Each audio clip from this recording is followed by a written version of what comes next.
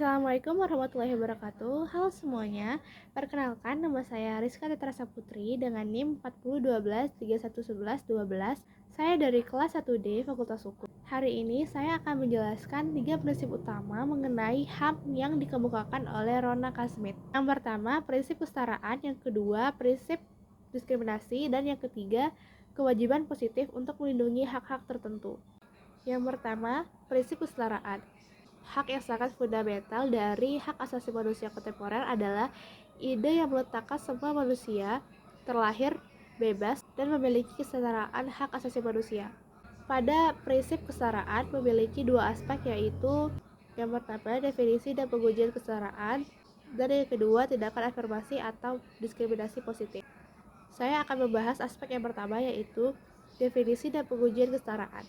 Kesetaraan mensyaratkan perlakuan yang setara, di mana pada situasi yang sama harus dilakukan dengan sama, dan dengan perdebatan, di mana pada situasi yang berbeda harus dilakukan dengan perlakuan yang berbeda pula. Yang kedua, tindakan afirmasi atau diskriminasi positif. Masalah ini muncul ketika seseorang dari posisi yang berbeda dilakukan dengan sama. Jika hal ini terus dilakukan, maka hal tersebut akan dilakukan terus-menerus dengan jangka yang lama, walaupun hak asasi manusia telah ditingkatkan. Maka, itulah penting untuk mengambil langkah supaya kesetaraan berlaku. Tindakan afirmasi mengizinkan negara untuk memperlakukan lebih kelompok lain yang tidak terwakilkan. Contohnya, jika ada laki-laki dan perempuan yang memiliki kualifikasi yang sama melamar suatu pekerjaan, tindakan afirmasi dapat menerima perempuan tersebut dengan alasan banyaknya laki-laki yang melamar.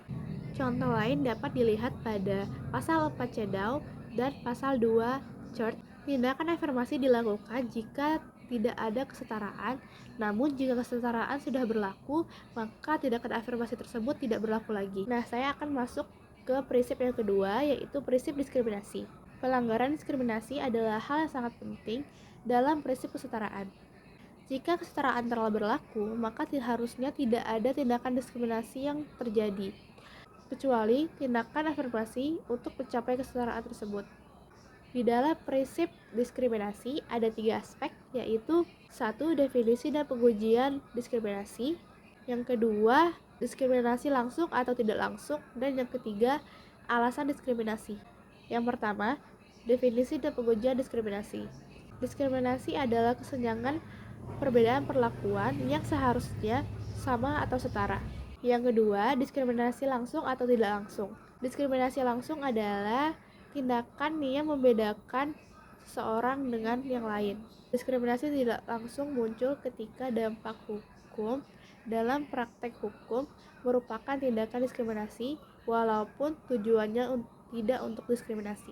Contohnya, pembatasan hak kehamilan yang jelas merugikan perempuan daripada laki-laki. Yang ketiga adalah alasan diskriminasi. Deklarasi Universal HAM menyebutkan beberapa alasan diskriminasi, yaitu ras, warna kulit, bahasa, jenis kelamin, agama, pendapat politik atau opini lainnya, kebangsaan, kepemilikan benda, kelahiran, dan lainnya. Yang terakhir ada kewajiban positif untuk melindungi hak-hak tertentu. Dalam HAM, sebuah negara tidak boleh mengabaikan hak dan kebebasan seseorang. Sebaliknya, negara wajib melindungi secara aktif dan memastikan terpenuhinya hak dan kebebasan tersebut. Di dalam kewajiban dalam melindungi hak-hak tertentu, ada 2 aspek, yaitu yang pertama arti dan yang kedua beberapa contoh.